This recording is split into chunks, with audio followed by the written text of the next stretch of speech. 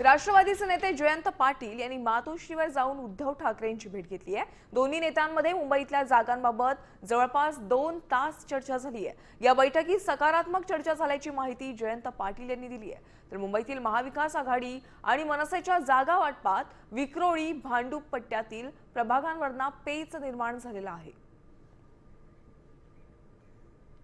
ते 2 मोठे पक्ष आहेत।